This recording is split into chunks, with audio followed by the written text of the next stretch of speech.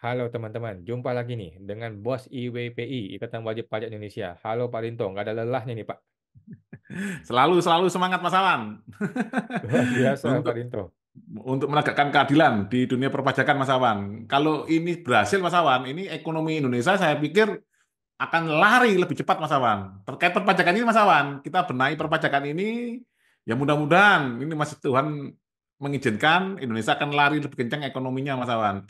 Karena perpajakan ini sangat-sangat rumit sekali Mas Awan bagi wajib pajak Mas Awan. Bisa-bisa ini nggak kerja Mas Awan, hanya ngurusi pajak aja Mas Awan. Kami sebagai pengusaha Mas Awan. Ya kami menghimbau ini teman-teman bisa bergabung Mas Awan. Banyak teman-teman bergabung ke IWPI. Nah, ini nanti kalau ini banyak yang bergabung, kita bisa banyak seminar-seminar atau webinar, Mas Awan. Mungkin terkait dengan akuntansi, terkait dengan pelindungan hukum, terkait pemerasan pajak dan lain-lain, Mas Awan. Oke, dahsyat nih ya IWPI. Kali ini kita mau bahas mengenai apakah pegawai DJP itu harus tunduk atau tidak perlu tunduk atau opsional Ya, terhadap Undang-Undang ASN dan Undang-Undang Administrasi Pemerintahan. Kenapa Pak ini jadi masalah Pak? Apa masalahnya Pak? ya ini terjadi saat ini, Mas Awan ya. Hari ini, Mas ya. Hari Rabu tanggal berapa, Mas ya? 20. 6. Nah, 26 Mas Awan ya. Itu ada saya menghadiri persidangan Mas di Pengadilan Pajak Mas Awan. Oke. Lah, saya akan mengajukan permohonan menghadirkan ahli Mas Awan kepada Majelis Hmm. Hakim Mas Awan. Hmm. Karena ahli ini adalah alat bukti yang urutannya termasuk tinggi Mas Awan, yaitu nomor 2 Mas Awan, setelah surat atau tulisan. Nah, Hmm. berdasarkan pasal 69 Undang-Undang Pengadilan Pajak, pasal 69 alat bukti ada 5 Mas Awan. Hmm. Surat tulisan, nomor 2 keterangan ahli, Hmm. terus keterangan saksi, pengakuan para pihak, dan pengetahuan hakim, Mas Awan. Jadi Hmm. kami ingin menghadirkan ahli karena alat bukti yang kami miliki masih satu, Mas Awan, masih keterangan ahli. Itu, Mas Hmm. Awan. Ada sih beberapa petitum kami yang sudah tergugat, sudah mengakui. Nah, Hmm. cuman kan ini saya tanya ke majelis hakim, maka majelis hakim sepakat udah ini sudah cukup alat bukti apa ini. Nah, majelis Hmm. hakim ini Mas Awan masih agak kurang yakin Mas Awan. Akhirnya kami Hmm. lah mengajukan ini Mas mengajukan ahli itu Mas Awan di Hmm. persidangan berikutnya. Lah yang menarik Mas Awan dari Hmm. tim sidang yang mewakili Dirjen Pajak Mas Awan ya, yang Hmm. kemarin juga lucu Mas Awan. Kami nyatakan juga, saya menyatakan juga bahwa hakim Pak Dirjen Pajak Pak Suryo Utomo ini sudah berakhir masa jabatannya itu. Hmm. Baru hakimnya kaget Mas Awan. Oke. Hakimnya kaget. Loh, masa Pak Suryo Utomo habis? Iya, kami sudah bersurat itu Mas Awan. Hmm. Kami sudah bersurat ke Kemenq Mas Hmm. Awan. Sampai sekarang tidak berani jawab Mas. Biasanya kan kalau Hmm. Kemenq rajin Mas, Hmm. perpanjangan atau apa ini tidak dijawab Mas Awan. Hmm. Ini tidak dijawab terkait masa jabatan Pak Suryo Utomo karena berdasarkan peraturan pemerintah nomor 2 tahun 1958 masa jabatan seorang Dirjen Pajak itu 5 tahun Mas Awan. Karena beliau Hmm. diangkat 1 November 2019, lah maka dia seharusnya Mas Awan 30 Oktober 2024 sudah berakhir Mas Awan. Hmm. Nah, memang di dalam peraturan pemerintah tersebut Mas Awan boleh diangkat kembali. Hmm. Nah, cuman yang kita tanyakan, kalau ada pengangkatan kembali, mana suratnya? Hmm. Nah, jadi di pengadilan pajak juga kami kasih PR juga kepada tim tergugat, mana ini surat legal standingnya dari Dirjen Pajak gitu loh, masalah. Hmm. Barulah Oke. nanti ada pelimpahan kewenangan dari ini Mas Awan, dari Dirjen Pajak kepada misalkan kepada kepala Kanwil, kepada tim sidang. Lah yang Hmm. menarik Mas Awan, saat kami mau mengajukan ahli, tim sidang ini mengatakan bahwa tidak perlu, nanti menghabiskan waktu aja. Kami juga sudah tahu bahwa nanti ahli akan menggunakan undang-undang AP dan pasti nanti akan ditolak juga hasilnya gitu Mas. Hmm. Jadi peramal ya, jadi dukun ya Iya, si dia jadi orang. dukun Mas Awan. Oke. Nah, kami sangat janggal ini Mas Awan. Bahkan kami lihat Presiden saja Mas saat pelantikan Presiden Pak Prabowo Mas 20 Oktober 2024 mengatakan bahwa kami harus tunduk pada Undang-Undang Dasar dan segala undang-undang dan peraturannya berlaku Mas Awan. Ini kami Hmm. dari tim Partai X di Sumbang ini Mas video Mas, coba kita lihat Mas Awan. Nah, kelihatan Mas ya? Oke. Oke, ini kita lihat Mas Awan video singkat Mas. Nah, Bismillahirrahmanirrahim. Demi Allah, saya bersumpah akan memenuhi kewajiban Presiden Republik Indonesia dengan sebaik-baiknya dan seadil-adilnya, memegang teguh Undang-Undang Dasar dan menjalankan segala undang-undang dan peraturannya dengan selurus-lurusnya, serta berbakti kepada nusa dan bangsa.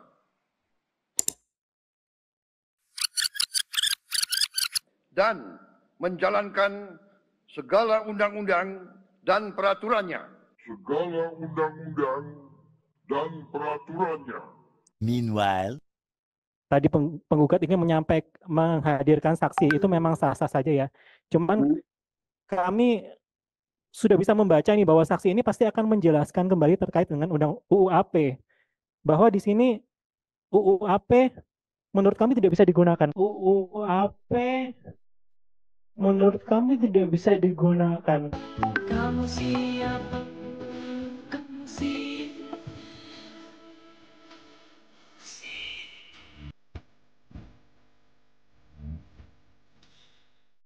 Kayaknya DJP ngerasa jadi owner negara deh. Rakyat cuma dianggap anak kos yang tiap bulan wajib setor duit. Jadi bebas deh dipalakin buat bayar pajak.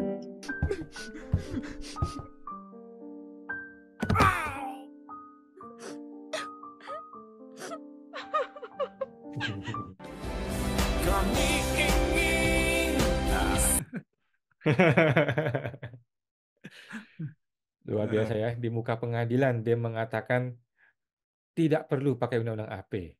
Iya, betul. Apa itu undang-undang AP? Nggak ada di dunia pajak itu. Bukan dunia kami tuh, dunia undang-undang AP itu.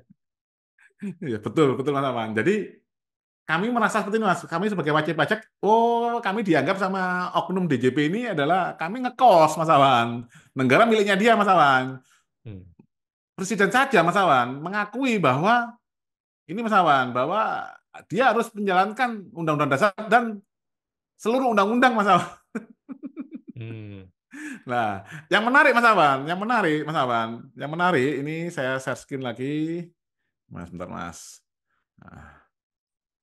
Nah, yang menarik, kami sudah pernah Mas Awan menanyakan ini. Nah, bentar, Mas. Ini Mas Awan. Nah, ini. Nah, kami sudah pernah menanyakan Mas Awan. Nah, apakah pegawai DJP dan pegawai DJBC termasuk ASN Mas Awan?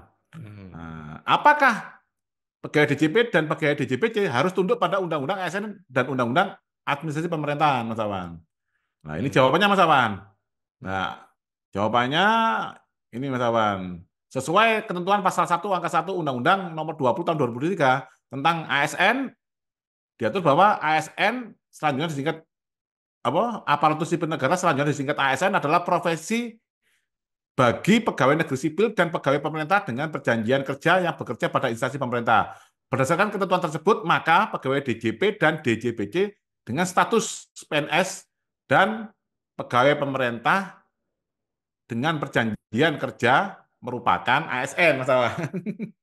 Nah, yang kedua, Mas Awan, apakah pegawai DJP dan DJBC harus tunduk pada Undang-Undang ASN dan Undang-Undang Administrasi Pemerintahan? Nah, sebagaimana diatur dalam ketentuan pasal 24 ayat 1 Undang-Undang Nomor 20 tahun 2023, pegawai ASN wajib B. Menaati ketentuan peraturan perundang-undangan. C. Melaksanakan nilai dasar ASN, kode etik, dan kode perilaku ASN. Mengacu pada ketentuan tersebut, maka pegawai DJP dan DJBC tunduk pada UU Nomor 20 tahun 2023 dan Undang-Undang tentang Administrasi Pemerintahan. Sudah jelas Mas Awan, ini dari Kemenq. Dia harus tunduk Mas Awan. Cuman tim sidang yang mewakili Menq mengatakan pegawai DJP adalah ASN dan harus tunduk pada Undang-Undang AP. Sekarang Menq punya anak buah namanya Direktorat Jenderal Pajak, Pak Dirjen Pajak, Pak Surya Utomo, yang masa jabatannya dalam tanda tanya. Lah, Pak Surya Utomo tidak pernah muncul di dalam persidangan, Mas Awan. Tapi anak buahnya sudah berprinsip bahwa kami tidak harus tunduk pada Undang-Undang AP, itu Mas Awan. Nah, ini bahaya sekali, Mas Awan. Ini kalau ini diteruskan, Mas Awan, kalau tidak menjadi atensi dari Bapak Presiden, Ini bisa jadi kita negara sesat, Mas Awan. Kemarin negara gelap, kan negara sesat. Betul, betul Mas Awan. Karena kalau pengadilannya adalah pengadilan sesat, negaranya pasti berarti negara sesat, Mas Awan. Tidak mungkin ada pengadilan sesat di negara yang istilahnya kalau di teorinya politik, Mas Awan, itu ada negara utama, Mas Awan. Negara utama, terus ada negara ini, Mas, ada orang-orang fasik gitu, Mas Awan. Yang di belakang sendiri itu ada negara-negara orang ini, Mas, negara sesat, Mas Awan. Seperti itu, Mas Awan.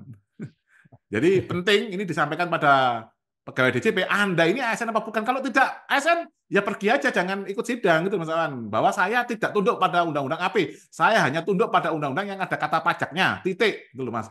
Itu disampaikan di muka hakim, dan kira-kira berani nggak hakim mengusirnya? Kalau hakim tidak berani mengusirnya, ini contempt of court, Mas Awan. Inilah yang dinamakan contempt of court. Mas Awan.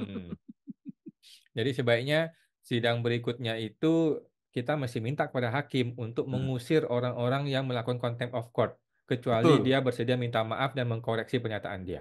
Betul, betul, Mas Awan. Oke, dunia tipu-tipu ini makin seru, teman-teman ya.